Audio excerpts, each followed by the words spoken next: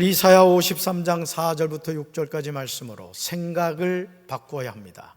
생각을 바꿔야 합니다. 이런 제목으로 말씀의 은혜를 나누고자 합니다. 우리는 가끔 매스컴을 통하여 몇십 년 후에 무죄가 밝혀져서 억울하게 옥살이 하다가 감옥에서 나왔다는 보고를 듣곤 합니다. 우리는 그럴 때마다 그 사람이 얼마나 억울했을까 하는 생각을 하곤 합니다. 죄가 없는데 여러분 오랜 동안 감옥 생활을 한다는 게 얼마나 고통스럽겠습니까? 다 그런 것은 아니지만 지금도 어떤 분들은 억울하게 교도소에서 생활하고 죄수 아닌 죄수들이 있을 겁니다. 법이란 모든 사람에게 공평하고 공정해야 하는데 사실은 그렇지 않습니다. 유전무죄, 무전유죄가 여전히 우리 사회에 존재하고 있습니다. 그러니 이런 사람들이 얼마나 억울하고 괴롭겠습니까? 창세기 37장에서 우리는 아주 충격적인 내용을 보게 됩니다. 그것은 형들이 아버지의 가장 큰 사랑을 받는 동생을 인신매매하는 장면입니다. 한 가족 안에서, 형제들 사이에서 인신매매를 하는 거예요. 야곱에게는 아내가 넷이 있었는데 라헬과 레아와 빌하와 실바 등이었습니다. 야곱은 4명의 아내 가운데 라헬을 가장 사랑했습니다. 사실 야곱은 라헬하고만 결혼하고 싶어 했죠. 그런데 외삼촌 라반에 의해서 어쨌든 어떻게 하다 보니까 아내가 4명이 되었습니다. 라헬을 아내로 얻기 위해서 외삼촌 라반에게 무려 7년을 무료 봉사했습니다. 그러니까 여러분 장가 가겠다고 외삼촌 집에서 7년 동안을 무보수로 봉사를 한 거예요. 우리 딸 있는 부모님들은 앞으로 사회를 볼 때 성경에 말하기를 장가를 갈 땐 7년 무료 봉사를 해야 된다, 이 구절을 보여주시면 좋을 것 같습니다. 그러나 야곱이 라헬을 사랑하는 까닭에 7년을 며칠까지 여겼다는 거예요. 그러니까 여러분 이 사랑에 빠지면 말이죠, 시간이 그냥 훌떡 지나가는 거예요. 그냥 라헬 얼굴만 봐도 그 힘들고 어려운 고생이 그냥 눈 녹듯이 쫙 녹아버린 것이죠. 그리고 야곱은 4명의 아내를 통하여 딸 디나와 아들 11명이 있었습니다. 그 많은 자녀 가운데 야곱이 가장 사랑하는 아들은 자신이 가장 사랑하는 아내 라헬의 아들 요셉이었습니다. 요셉은 야곱이 노년에 얻은 아들이므로 여러 아들들보다 그를 더 사랑함으로 그를 위하여 채색옷을 입혀주었습니다. 여러분 이 당시에는 이 염료 자체가 발달이 안 됐기 때문에 채색옷을 입힌다는 것은 이건 보통 어려운 일이 아니에요. 그래도 너무너무 사랑스러우니까 이 요셉에게만 채색옷을 입혀주었던 것이죠. 요셉의 형들이 아버지가 자신들보다 요셉을 더 사랑함을 보고 동생을 미워하여 요셉에게 편안하게 말할 수 없었습니다. 그러니까 우리 부모님들도 이렇게 5손가락이 있어도, 자녀가 5이 있어도 우리끼리 얘기지만 더 이쁜 자녀 있어요, 없어요? 있어요. 있어요 진짜. 네, 그래가지고 우리 어머니 살아계실 때 제가 늘 물어봤던 게 그거잖아요. 근데 물어볼 때도 잘 물어봐야 돼요. 어머니한테 뭔가 해드리고 나서 물어봐야 돼요. 엄마, 5남매 가운데 누가 제일 좋냐고. 그러면 저희 어머니가 갑자기 긴장을 하세요. 왜 이런 질문을 하는가? 기습적으로 물어보면 그래도 말이 났으니 말이지, 그래도 둘째 아들이 최고라는 거예요. 남의 얘기도 하고 기분 나빠하시네. 천국에 가서 한번 물어보세요. 저희 어머니가 그렇게 얘기를 하시더라고요. 자녀를 사랑하되 요셉을 특별히 더 사랑하니까 나머지 형들이 누구를 싫어한 거예요? 동생 요셉을 싫어한 것이죠. 이런 형제들의 갈등은 요셉의 2번에 걸친 꿈을 통하여 폭발하는 것을 보게 됩니다. 아니 아버지가 요셉에게만 채색옷을 지어 입혀주는 것만 해도 배가 아파 죽겠는데 이놈의 동생이 정신없이 꿈 얘기를 하는데, 꿈 얘기를 들어보니까 자신들이 요셉 밑으로 간다 이거예요. 형들이 동생한테 절을 한다 이거예요. 심지어 아버지 엄마도 절을 한다 이거예요. 그게 얼마나 화가 나겠습니까?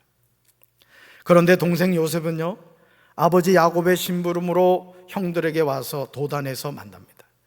그런데 요셉이 형들에게 가까이 오기 전에 형들이 요셉을 멀리서 보고 죽이기를 꾀합니다. 그러니까 여러분, 이 형들이 얼마나 동생 요셉에 대해서 시기심과 분노를 가지고 있었으면 그 동생을 죽이려고까지 다 마음을 먹었겠습니까? 막내인 요셉에 관한 형들의 갈등이 얼마나 컸는지를 알게 됩니다. 결국 요셉은요, 아버지 야곱의 심부름을 왔다가 형들에게 잡혀서 은 20에 이스마엘 사람들에게 노예로 팔리고 말았습니다. 그 상인들이 요셉을 데리고 애굽으로 갔습니다. 요셉의 입장에서 얼마나 억울하고 속상하겠습니까? 아니, 아버지 심부름으로 그 먼 거리까지 형들을 찾아왔는데 동생을 반겨 죽이는 고사하고 그 동생을 잡아서 어떻게 했다고요? 이스마엘 사람들에게 은 20을 받고는 노예로 팔아먹은 거예요. 그런데 나중에 요셉이 애굽의 총리가 되어서 형들을 만났을 때 그들에게 보복하지 않습니다. 요셉은 자신의 삶을 구속사적인 관점에서 보았습니다. 따라합시다. 구속사적인 관점. 구속사적인 관점. 여러분, 이게 무슨 뜻이냐면 하나님이 자신의 가정을 구원하시기 위한 일이었음을 고백하는 거예요. 저는 우리 사랑하는 성도 여러분들이 이 구속사적인 관점을 가지고 자신의 삶을 바라보고 우리 가정을 바라보고 우리 교회를 바라보고 우리 나라를 바라볼 수 있게 되길 주님의 이름으로 축원합니다. 꿈보다 중요한 게 뭐예요? 해몽이라고 그러죠. 여러분, 오늘 우리 삶에요, 어떤 인생의 고난과 역경이 다가올지 몰라요. 또 실제 그 과정을 지나가고 있는 분들도 있다고요. 나는 잘못한 것이 없는데 목사님, 저는 되는 일이 없어요. 우리 가정에 너무너무 환난과 풍파가 많아요. 이런 분들이 혹여나 있으십니까? 그런 분들이 있다면 무슨 관점? 구속사적인 관점에서 볼 수 있어야 돼요. 왠지 아십니까? 하나님이 여러분을 사랑하시기 때문에. 아멘. 사랑하는 성도 여러분, 우리는 요셉이 아닙니다. 그러니 억울한 일을 당했을 때 요셉처럼 그 모든 것을 이해하고 용서한다는 것은 생각처럼 쉽지 않아요. 그런데 이사야 53장에는 요셉보다 더 억울한 일을 당한 분이 나옵니다. 선지자 이사야는 이분에 관하여 우리에게 이렇게 소개하고 있어요. 말씀 같이 읽습니다. 그는 주님 앞에서 마치 연한 순과 같이 마른 땅에서 나온 싹과 같이 자라서 그에게는 고운 모양도 없고 훌륭한 풍채도 없으니 우리가 보기에 흠모할 만한 아름다운 모습이 없었습니다. 그는 사람에게 멸시를 받고 버림을 받고 고통을 많이 겪었습니다. 그는 언제나 병을 앓고 있었습니다. 사람들이 그에게서 얼굴을 돌렸고 그가 멸시를 받으니 우리도 덩달아 그를 귀하게 여기지 않았습니다. 아멘. 여러분, 이분이 누구시죠? 예수님이시란 말이에요. 예수님, 예수 그리스도. 이사야 53장 2절과 3절에서 소개하고 있는 예수님의 모습은 우리를 충분히 실망하게 만듭니다. 아니, 이런 분이 우리 메시아가 되신다는 사실 자체가 실수입니다. 아니, 이런 분이 하나님이 보내신 구원자가 되신다고 누가 믿겠습니까? 그러므로 이스라엘 백성, 특히 선지자를 포함한 이스라엘의 경건한 무리들이 이사야 53장 1절에서 반문하고 있습니다. 그들이 이렇게 말하는 이유를 우리는 충분히 공감할 수가 있습니다. 그들은 순환받는 메시아에 대해 완전히 오해하고 있었다는 사실에 놀라움을 표하며 자신들의 잘못을 회개하고 있습니다. 우리 말씀 같이 읽습니다. 우리가 들은 소식을 아무나 믿겠느냐? 여호와의 권능과 승리가 그토록 비천하고 멸시받는 사람에게서 나타난다는 것을 도대체 믿을 사람이 어디에 있겠는가? 아멘. 사랑하는 성도 여러분, 성경이 우리에게 알려주고 있는 메시아에 관한 정보는 기존에 우리가 알고 있던 메시아에 관한 모습과 너무나 다르다는 사실을 알게 됩니다. 저도요, 이 성경을 100독 이상 읽고 지금도 꾸준히 성경을 읽어가고 있습니다만은, 여러분, 성경을 읽다 보면 제가 깜짝 놀라는 구절이 있어요. 아, 내가 이 성경을 제대로 읽질 않았구나. 이걸 깨닫게 되는 거예요. 따라서 하나님의 말씀은 영의 눈을 열어주셔야 됩니다. 여러분, 성경은 어떻게 기록됐죠? 성령의 감동으로 기록되었어요. 검은 건 글자고 허연 건 종이가 아니라는 거예요. 성령의 감동으로 기록되기 때문에 이 하나님의 말씀을 바로 깨닫고 이해하기 위해서는 우리도 뭘 받아야 돼요? 성령을 받아야 되는 거예요. 할렐루야. 그분은요, 연한 순 같고 마른 땅에 나온 뿌리 같습니다. 그분은 고운 모양도 없고 풍채도 없습니다. 우리가 보기에 흠모할 만한 아름다운 것이 없어요. 우리는 성경에 기록된 말씀을 믿습니다. 이런 외적인 모습은 메시아를 대하는 사람들의 태도를 결정하게 됩니다. 그는 사람들에게 멸시를 당하고 버림을 받았을 뿐 아니라 고통을 겪었습니다. 그는 언제나 병을 앓고 있었습니다.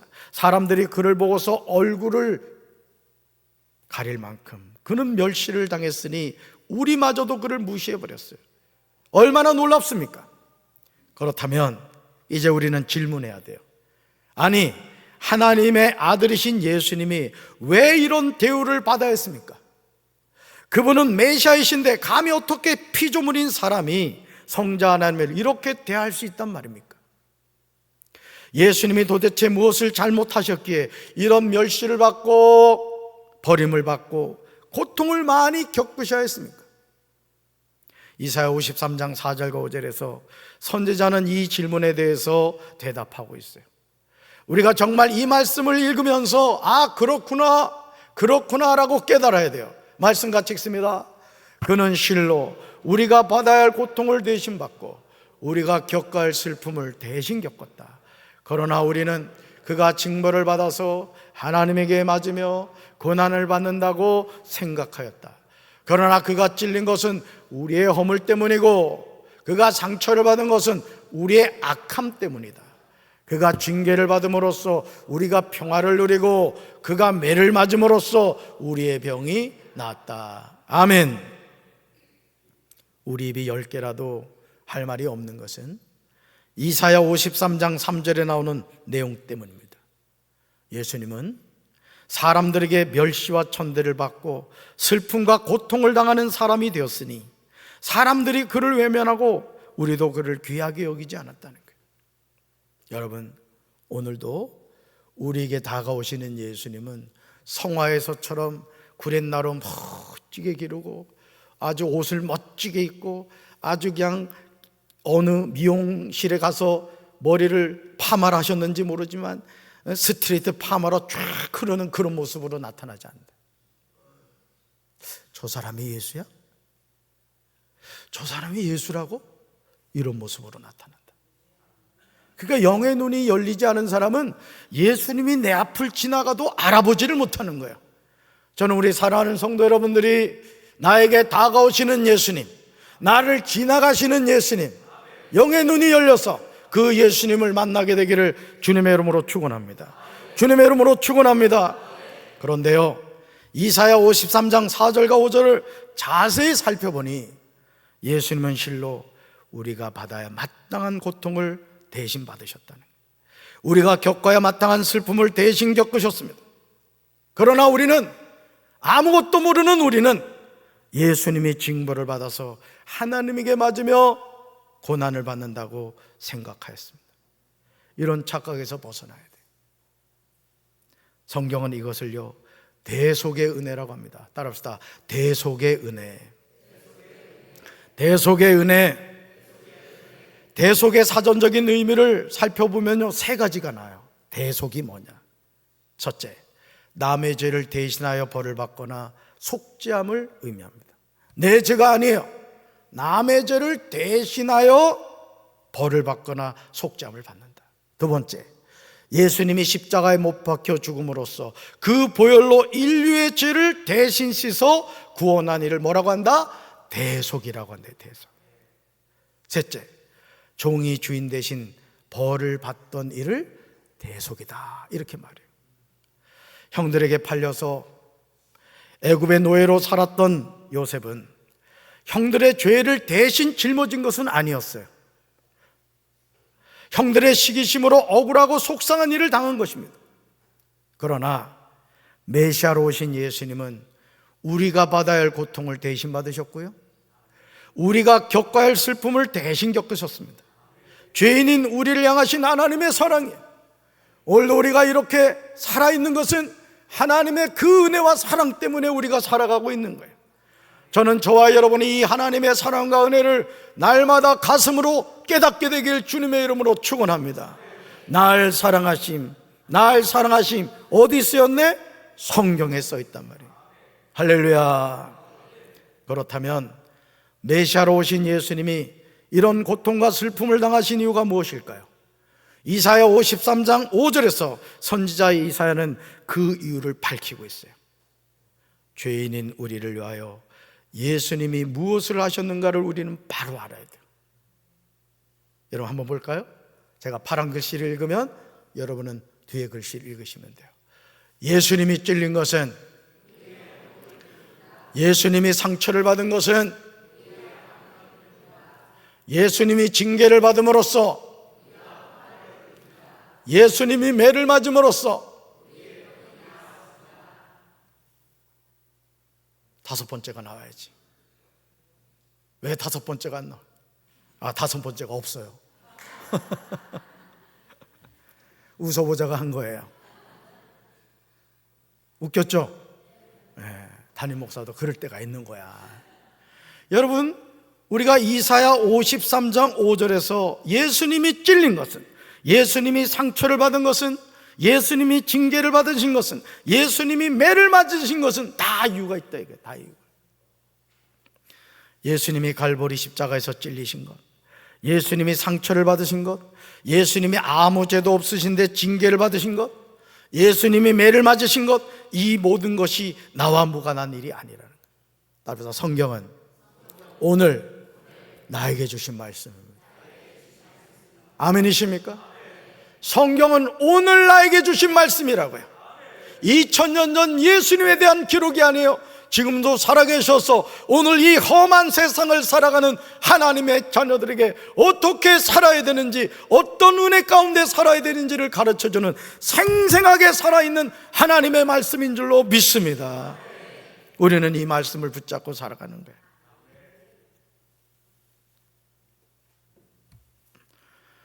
예수님은요, 오늘 우리를 위해서 나의 허물, 나의 악함, 우리 평화, 우리 병 때문에 이 모진 고통을 당하신 거예요. 예수님은 소망을 잃어버린 죄인인 우리를 위해 이렇게 하신 거예요. 그러니까 여러분, 인생의 어떤 고난과 역경 앞에서도 낙심하지 마시길 바라요. 여러분의 인생은 하나님의 구원의 역사, 구속사적인 관점에 있는 줄로 믿습니다. 우리 성도들 가운데도 어머니 돌아가시고 나서 신앙생활을 다시 이렇게 시작하시는 분들이 있어요. 제가 우리 교회 와서도 권사님 가정 장례하고 나서 그 아드님 이제 권사님 되셨습니다만 다시 신앙생활을 시작하신 분들이 있어요. 얼마나 감사해요. 여러분, 하나님은 우리를 사랑하시는 줄로 믿습니다. 하나밖에 없는 생명을 주시면서까지 너는 나에게 이토록 소중한 존재라고 말씀하시는 분, 바로 살아계신 하나님이신 줄로 믿습니다. 그런데요, 정말 안타까운 사실은 이사야 53장 6절에 나오는 말씀입니다. 오늘도 수많은 하나님의 양무리들이 이런 삶을 살아가고 있습니다. 하나님이 왜 이렇게 하셨는지 우리는 설명할 길이 없어요. 모든 것이 은혜고 은혜일 뿐입니다. 말씀 같이 읽어볼까요? 우리는 모두 양처럼 길을 잃고 각기 제 갈 길로 흩어졌으나 주님께서 우리 모두의 죄악을 그에게 지으셨다. 아멘. 사랑하는 성도 여러분, 절대 기억하시기 바라요. 우리는 모두 양처럼 길을 잃었습니다. 결국 각기 제 갈 길로 흩어졌어요. 그럼에도 하나님은 우리 모두의 죄악을 갈보리 십자가에서 아들이신 예수 그리스도에게 다 지우신 거예요.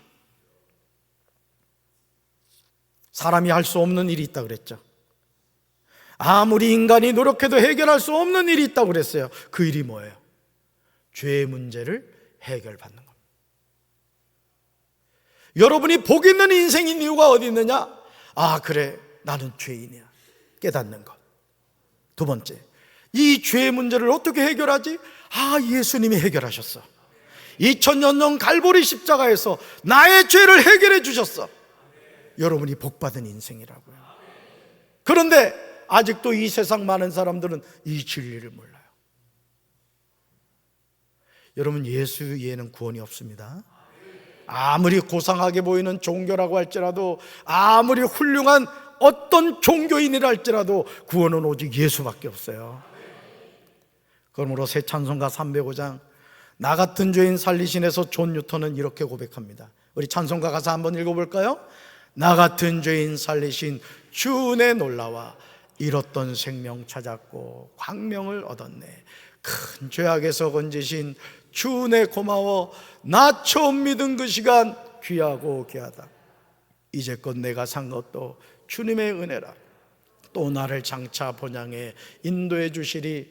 거기서 우리 영원히 주님의 은혜로 해처럼 밝게 살면서 주 찬양하리라. 아멘. 나 같은 죄인 살리시기 위해서 예수님이 어떤 희생을 하셨습니까? 우리는 은혜라고 쉽게 말하지만 예수님은 나 같은 죄인을 위하여 십자가를 지셨습니다. 마귀에게 잃었던 생명을 찾아주시기 위해서, 광명을 찾아주시기 위해서 예수님이 십자가에서 죽으셨어요. 죄인인 나를 큰 죄악에서 건지시기 위해서 말할 수 없는 수치와 고통을 당하셨습니다. 그러니 모든 것이 주님의 은혜인 거예요. 아무리 몸부림을 쳐도, 아무리 수고하고 노력해도 씻을 수 없는 죄의 문제를 예수님이 십자가에서 완전히 해결해 주셨다고요. 누구든지 그 예수를 믿는 자마다 멸망하지 않고 영생을 얻게 되는 줄로 믿습니다. 얼마나 감사한 일이에요. 얼마나. 정말 이해할 수 없는 하나님의 사랑과 은혜는 우리가 모두 목자를 떠난 양들처럼 길을 잃고 헤매며 제멋대로 돌아다녔으나 우리의 모든 죄악을 아들이신 예수님에게 지어놓으셨다는 거예요. 죄인을 사랑하신 하나님의 결단입니다. 그러니 여러분, 우리가 하나님 앞에 서는 그날까지 겸손해야 돼. 인생에 어떤 고난과 역경이 다가온다 할지라도 여러분 자신의 인생을 구속사적인 관점에서 볼 수 있으셔야 돼요. 여러분의 가정을 구속사적인 관점에서 보셔야 됩니다. 우리 교회를 구속사적인 관점에서 봐야 돼요. 우리 조국 대한민국을 구속사적인 관점에서 봐야 됩니다. 하나님의 구원의 역사로 봐야 된다는 거예요. 하나님이 여러분을 사랑하십니다. 너무너무 사랑하신다고요. 여러분, 우리가 그 세월호 참사를 기억하시죠? 만약 누군가가 이렇게 얘기한다고 칩시다. 당신이 이제까지 벌어놓은 재산을 다 나에게 갖다 주면 세월호 참사로 죽은 당신 자녀를 내가 살려주겠어. 만약 누군가가 이런 제안을 하고 실제 그 일이 가능하다고 한다면 모든 부모든 한결같이 이제껏 벌어놓은 모든 것 다 갖다 주더라도 자녀의 생명을 얻기를 원할 겁니다. 우리 하나님이 그런 거래를 하신 거예요. 쓸모없는 나 같은 죄인을 위해서 눈에 넣어도 아프지 않을 하나밖에 없는 아들의 생명을 주시면서까지 우리를 사랑해 주셨다고요. 여러분 자신이 얼마나 하나님 앞에 존귀한 존재인가를 깨닫게 되기를 주님의 이름으로 축원합니다. 우리의 마음을 더욱더 아프게 하는 말씀이요, 이사야 53장 7절에 나와요. 우리 말씀 같이 읽습니다. 그는 학대를 받고 괴롭힘을 당했지만 입을 열지 않았다. 마치 도살장으로 끌려가는 어린 양처럼, 마치 털을 깎이는 잠잠한 어미 양처럼 그는 입을 열지 않았다. 아멘. 선지자 이사야는요, 두 번에 걸쳐서 강조하고 있음을 보게 돼요. 뭐라고요? 그는 입을 열지 않았다. 그는 입을 열지 않았다. 예수님이 입을 연다고 해서 누가 뭐라 하겠습니까? 예수님이 찔리신 이유가 누구 때문이죠? 예수님이 상하신 이유가 누구 때문입니까? 예수님이 징계를 받으신 이유가 무엇 때문입니까? 예수님이 채찍에 맞으신 이유가 무엇 때문입니까? 우리의 허물 때문에, 우리의 죄악 때문에, 우리에게 평안을 주시려고, 우리를 낫게 하시려고 예수님이 찔리시고 상하시고 징계받으시고 채찍에 맞으셨습니다. 그럼에도 예수님은 말씀에 순종하기 위해 입을 열지 않았어요. 입을 열지 않았다. 복음성가 가운데요, 얼마나 아프실까 찬양의 가사에 이런 내용이 나옵니다. 한번 읽어볼까요? 얼마나 아프실까 하나님의 마음은 인간들을 위하여 아들을 제물로 삼으실 때, 얼마나 아프실까 주님의 몸과 마음 사람들을 위하여 십자가에 달려 제물 되실 때, 얼마나 아프실까 하나님 가슴은 독생자 주셨건만 인간들 부족하다 원망할 때, 얼마나 아프실까 주님의 심령은 자신을 주셨건만 사람들 부인하며 욕할 때. 아멘. 사랑하는 성도 여러분, 죄인인 우리가 하나님의 이처럼 엄청난 사랑을 받을 자격이 있다고 생각하세요? 이사야 53장 4절에서 우리가 생각하기를 이런 표현이 나옵니다. 오늘 설교 제목이 뭐예요? 생각이 바뀌어야 한다는 거예요. 오늘 우리가 신앙생활하면서 절대 교만하지 마세요. 신앙생활을 종교놀이 하듯이 하지 마시라고요. 살고 죽는 문제입니다, 여러분이. 예수님을 똑바로 믿어야 돼요, 똑바로. 여기 서 있는 담임 목사부터 마찬가지예요. 제가 목사가 돼 보니까 깨닫게 되는 게 있어요. 정말 예수 잘 믿어야 돼요. 네. 여러분, 목사라고 해서 무슨 구름 위에 떠 있을 것 같죠? 아니에요. 저도 이 마음이 공고해질 때가 있어요. 그럴 때면요, 엘리야가 이해가 되는 거야. 로뎀 나무 아래서 엘리야가 뭐라 그랬어요? 이제 조카오니 죽여 주시옵소서 그런다고. 저도 그런 마음이 들 때가 있다고요. 그럴 때 다시 주님을 바라보는 거예요. 주님, 저에게 힘 주세요. 주님, 사명 감당하게 해주세요. 보세요, 얼마나 불쌍하게 생겼어요. 그럴 땐 살짝 침 붙여서 이렇게 해도 괜찮아요. 하나님의 도움을 구하는 거예요. 여러분이 담임 목사를 위해 기도해 주시는 그 힘으로 담임 목사가 목회하는 겁니다, 여러분. 기도 많이 해 주실 거죠? 약속? 도장? 복사? 하나님이 여러분 사랑하심을 믿으시기 바라요. 할렐루야. 오늘도요, 우리의 그릇된 생각이 새롭게 변화돼야 돼요. 이 생각이 하나님의 사랑과 은혜를 망각하게 만드는 거예요. 오늘 잘못된 생각 하나 때문에 하나님이 축복하시는 인생이 잘못된 길을 가는 경우가 얼마나 많습니까? 에베소서 2장 4절과 5절에서 바울은 우리를 향하신 하나님의 사랑을 전해요. 여러분, 이 말씀 읽으면서 사랑을 깨닫게 되길 주님의 이름으로 축원합니다. 말씀 같이 읽습니다. 그러나 하나님은 자비로우시고 우리를 너무나 사랑하셔서 그냥 내버려 두지 않으셨습니다. 하나님의 뜻을 따르지 않아 영적으로 죽은 우리들에게 그리스도를 통하여 새 생명을 주신 것입니다. 여러분은 하나님의 은혜로 구원을 받았습니다. 아멘. 여러분, 이 말씀 잘 보세요. 끝에 여러분은 하나님의 은혜로 구원을 받게 될 것입니까? 구원을 완료란 말이에요. 완료. 예수님이 2000년 전 갈보리 십자가에서 구원을 완성하신 줄로 믿습니다. 예수님을 영접하고 그 예수를 믿기만 하면 어떤 죄인도 구원받게 되는 거예요. 이 축복을 받을지어다. 여러분 가정이 인각에도 될지어다. 사랑하는 자녀가 부모의 마음을 모르고 세상에서 방황할 때 어느 부모가 그 자녀를 포기하겠습니까? 자비로우시고 우리를 너무나 사랑하시는 하나님도 우리를 그냥 내버려 두지 않으셨어요.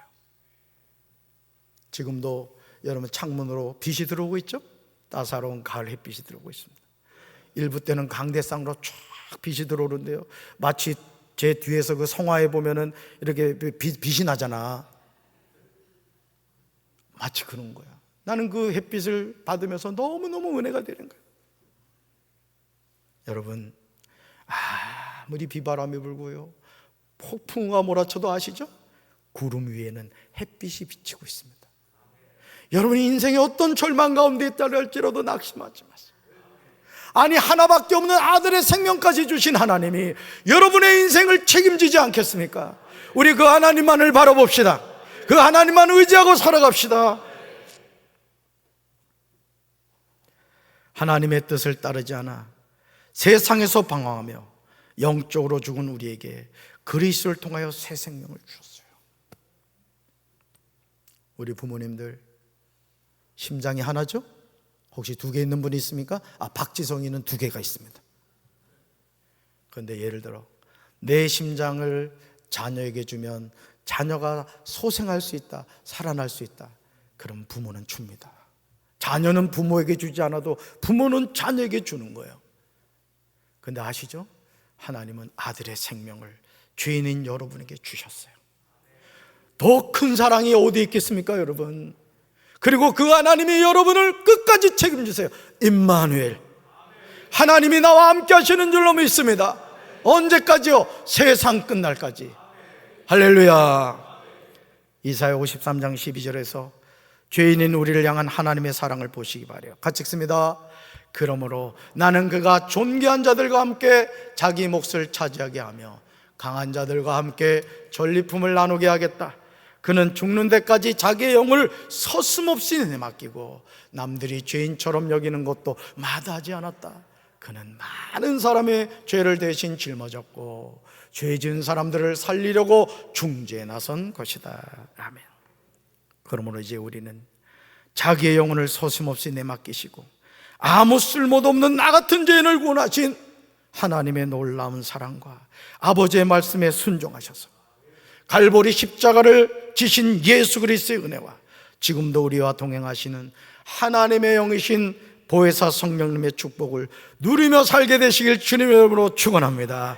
따라서 하나님은 지금도 나를 사랑하십니다. 우리 가정을 축복하십니다. 우리 교회를 부흥케 하십니다. 우리나라를 지켜주십니다. 할렐루야.